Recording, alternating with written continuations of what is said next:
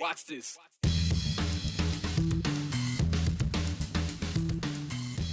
Well, not how we want to start off the Friday, but it is the reality that we find ourselves in. COVID numbers are rising in Ada County, and that's in positive cases, the number of tests coming back positive, and even hospitalizations. In the CDC, the Center for Disease Control, they've taken notice. This week, they moved Ada County's community spread level to high, meaning they recommend that everyone wear a mask indoors or in public. But you wouldn't know that if you checked the local health district's website, Central District Health. Why?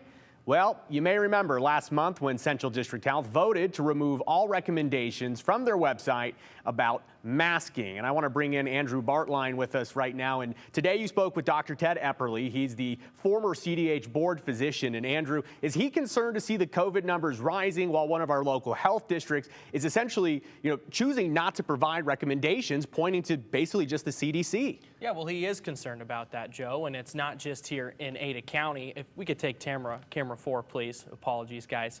But not just in Ada County, there's Valley County as well.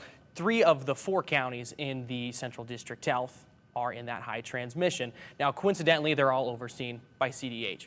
Dr. Epperly says social behavior is one of the most effective tools to fight COVID because vaccination rates are low in Idaho, but he says we also need to confront reality a little bit here, Joe. People are not masking in public. Socially in Idaho, it's easy to see that's just not what's happening out on the street when you go around. They're not taking the transmission or stopping the spread and transmission seriously, at least not enough to hinder their social lives to the point where they would change their behavior. And when the local health districts accept that, and they don't advocate for what Epperly calls safe protocols, it's a big problem in his eyes. It's the wrong step. Central District Health should be stepping up as the voice in the community to caution people about these things, not to frighten them, but to caution them. What value does a health board offer if they're not willing to give recommendations on public safety? That's an abrogation of responsibility. They should be a gateway to education, appropriate, professional, respectful education, and let the public then deal with the information. But they shouldn't choke it off before it gets to the public's awareness. Epperly says he's even more concerned because we don't know how severe COVID really is right now and how our trends are. That's mostly due to those at-home tests. They're convenient, but they also lead to underreporting, which prompted a great question from Laura. She says, the COVID positivity rate is climbing in the area. Can you follow up on the wastewater numbers?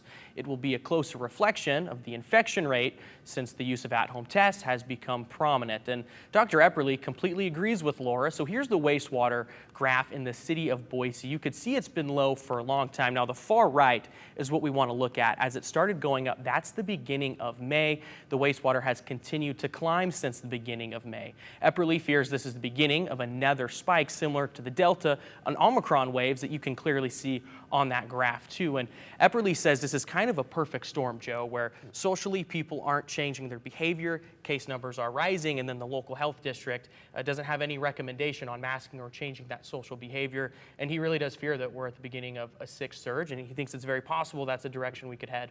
It's interesting because it really does show that the human element of working through the pandemic, because we have the science, we have what the experts, the CDC, are telling us, but we also see how the people, not just in our community, but around the world, they've gone through so much of COVID over the last 2.5 years that they're exhausted. And when you ask people to mask up, even if they really did believe it in the past, we're finding people more hesitant because they're worn out from COVID and COVID protocols. Yeah, and that's what Epperly is concerned about. He says he understands it, but he wants people to think of others, not yourself, to where maybe you're young, you're healthy, you're exhausted, and it's wearing you down. Well, there's somebody else that you might come in contact with that's at severe risk. Maybe it's somebody you love. Really, his whole point of this was make sure you're looking after other people and being cautious and being aware. It's interesting to think back to about, 2 years ago at the beginning of the pandemic or the early months of the pandemic. The major difference between now and then is we have safe and effective vaccines now and booster shots and boosters for the booster. So a very different place than we were in 2 years ago. But it is interesting to hear the conversation about masks change in our community because we heard fervent support for it for about 2 years. But in recent months, we haven't heard so much about it. Andrew, appreciate this report. Thank you so much. We'll be keeping our eye on COVID. We don't want to bring people down with COVID, but very important to keep an eye on it. Thank you very much, Andrew.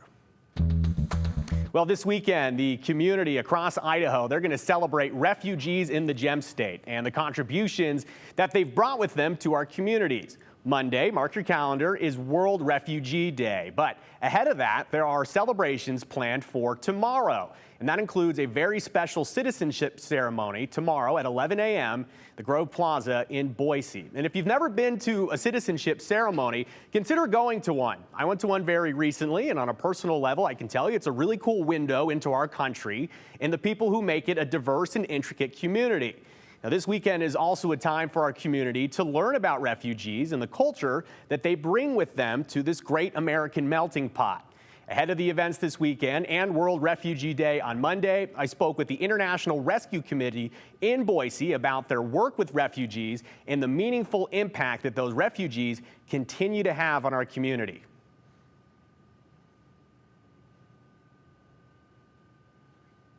And we're going to get to that as soon as we get back. We're going to take a real quick break, but when we come back, we'll have that story.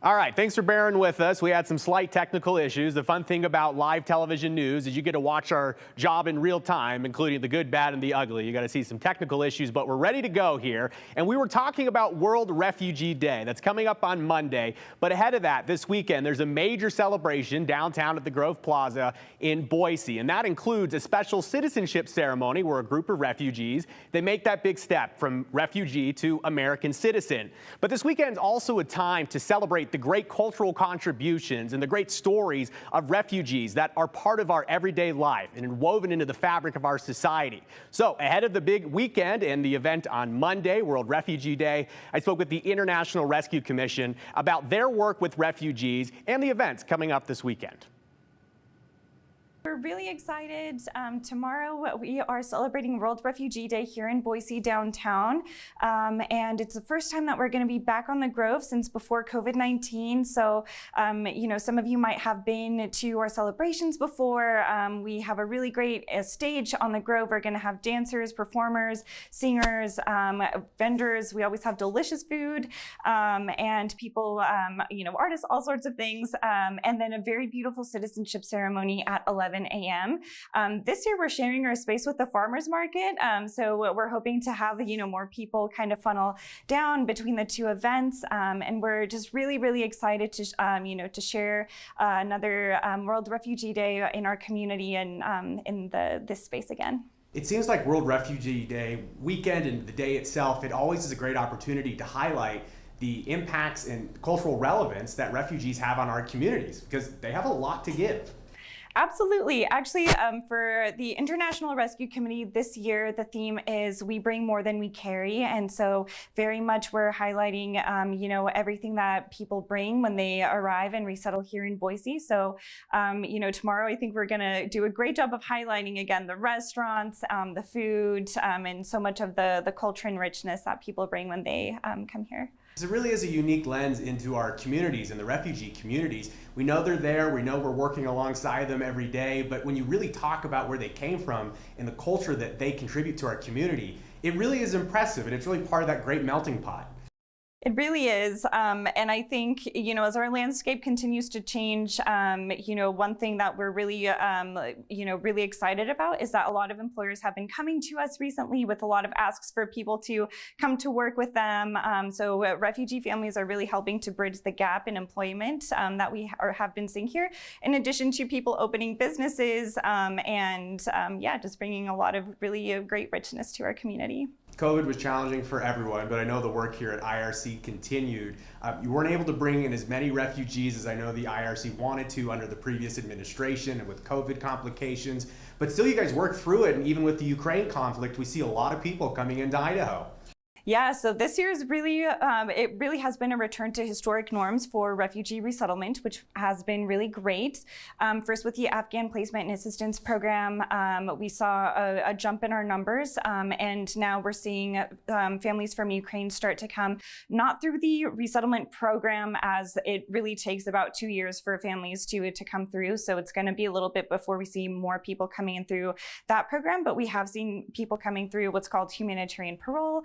And so we've been working on setting up programs for them and services through, IRC and also some other partners. You have a first-person view every day working with refugees who are new and more familiar with the community.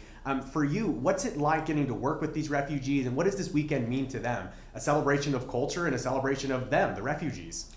Absolutely. I mean, it's always great getting to connect with families and getting to hear what they like about their new communities. Of course, there's a lot of challenges as people have to learn a lot from, language to, new jobs and everything. But it's really great hearing, about the parks they like, what they're enjoying about our community. And so that's really great to see.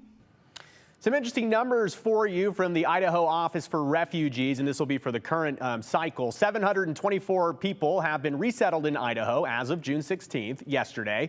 1,296 people total are projected for the fiscal year, which is October 1st, 2021, that ends September 30th of 2022. So this year, as a part of Operation Allies Welcome, the largest majority of refugee arrivals in Idaho are from Afghanistan. So that's just for this year. But an interesting note, note, from the year 2000 to 2020, the Democratic Republic of the Congo was the #1 spot that refugees came from to Idaho. Again, World Refugee Day celebration tomorrow at the Grove in downtown Boise. That special citizenship ceremony will kick off at 11 a.m. Well, it's the callback. Every Friday, we like to do a little bit of a recap of just some of the stories that made headlines, in the 208 this week. And we know that not everyone can watch every day, so we try to get everybody caught up. So here are just some of the stories that you, the viewers at home, had a lot to say about. Let me be very, very clear. Let me be very clear here. These were not law enforcement officers that we arrested. These were members of the hate group Patriot Front. These were not Antifa in disguise, nor were they FBI members in disguise. Big story from over the weekend and really all week. 31 members of the white nationalist hate group Patriot Front, they were arrested in Coeur d'Alene, Idaho on Saturday. And they were there allegedly to start a riot during a pride parade, a pride event, Pride in the Park in CDA. Now, 2 of those arrested were from Idaho. Another we learned this week is a member of the Idaho National Guard. He's now on leave, and just as soon as they were arrested, the conspiracy theories started. The men were Antifa, or they were actually FBI agents, or they were some kind of government operation. Well, those claims all disputed by the Coeur d'Alene chief of police, as you just heard. But that didn't stop conspiracy theorists from spouting them out anyways. People like former Washington state lawmaker Matt Shea. Even the Idaho Freedom Foundation was putting out information that was conspiracy theory. So how do these conspiracy theories spread like wildfire? Well, social media platforms and human behavior and our emotions. Earlier this week, Brian Holmes talked with Dr. Matt Neese, the director of counseling services at Boise State. Now, Neese told us that when fight or flight kicks in, our rational response goes completely out the window. And our adrenaline, that starts pumping, and we communicate it through anger. I think everything has to do with fear, conspiracy theories, polarization, because fear is such a powerful motivator. When we don't have answers or information, we quickly seek that out, and we'll take what is readily accessible. And we know how accessible things are now, right? Answers and the right information, obviously put that in air quotes. But also, generally speaking, we grab the information that seems to fit our existing value system and our worldview. Is that confirmation bias that we hear a lot about?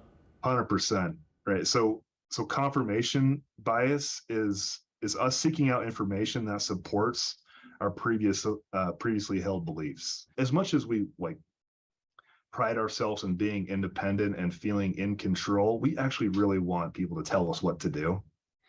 And so pushing back on this idea that I got to use my own agency here to make an informed decision for myself, maybe my family. It makes sense. It's simple, but it's not easy. I'm sure you can imagine after that interview aired on the 208, we got a lot of messages, several of them about a bill that made its way through the Idaho legislature earlier this year. Ken in Boise summed it up in his text message saying, somewhat related to the alt-right group up north, what happened to the bill in the legislature permitting militias? So under Idaho code, it is illegal for, quote, a body of men to associate together as a military company or organization or parade in public with firearms. House Bill 475 would have removed that section of code. Those for it say it was outdated and that there really is no way of enforcing it and that there is no criminal liability attached to that piece of code. Well, the legislation passed the Idaho House, but it was never taken up in the Senate, meaning it is still illegal in the state. By the way, all 31 men posted bail by Sunday. Also on Tuesday of this week, we learned that as the summer season kicks into high gear and more Idahoans are heading up to the mountains to spend time outdoors, another public campsite has been closed for the foreseeable future because inconsiderate people. That's right, the human cause. The Idaho Department of Land says that they were forced to shut down a popular camp spot on endowment land in Power County because campers and other members of the public continue to leave trash and human waste at the campsites. And that's not all. Damage from UTVs is increasing the risk of erosion in the area, destroying places that we love. There's the damage. And these are just some of the other examples of what's been done to our public campgrounds just in recent years. We got Kirkham Hot Springs for you. It looked terrible last spring. Mounds of trash littered inside on the public bathrooms and trash left all over the campsites and basically everywhere in between. And just like the Power County campsite, Kirkham was forced to close for an extended period of time. A bunch of bad apples ruin it for everyone. By the way, endowment land like the one in Power County, it collects fees from campers and through other means of work, and that money is used for beneficiaries like Idaho Public Schools. So by having to close those sites, it means that they are having to take money away from public schools. Last year, the endowment land across the state generated nearly $55 million for our public schools, and overall $88 million for all beneficiaries. So it's very important that we maintain the quality of this land. And while the land board has made a policy decision to keep the land open for public recreation, we need citizens to do their part to help us by protecting and preserving the land and preserving its revenue-generating potential. Well, this story got a lot of you fired up, and we weren't able to share very many comments on Tuesday. So here are just some of the ones that you sent in about this story. We'll start with Dan in Boise. Says, it's not newcomers trashing our lands, it's jerks. Shawnee texted in and said, quote, lived here all my life. Growing up, I was lucky enough to have a dad that took us all over, and we always had to patrol the area before we left, whether it was ours or not. So if you're planning on spending any time in Idaho's great outdoors this summer, or really any time, remember the rule of thumb. Pack it in, pack it out. If you bring it with you, bring it home. Mom's not there to pick up after you, so pick up after yourself.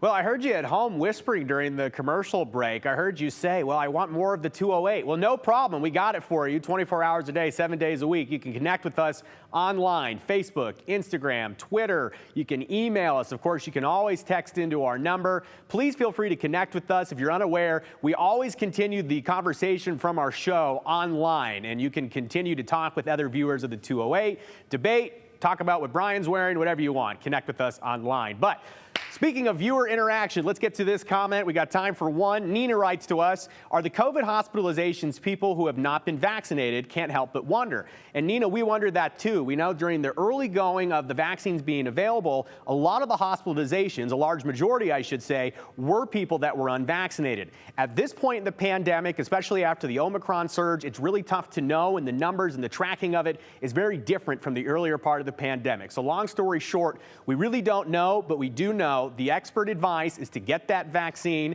They say if you get the vaccine, it is your best chance against COVID. We really appreciate you bearing with us here on your Friday. We enjoyed the time as always. We'll see you back here on Monday. Brian will be back. For now, though, we'll say goodbye. Enjoy the weekend.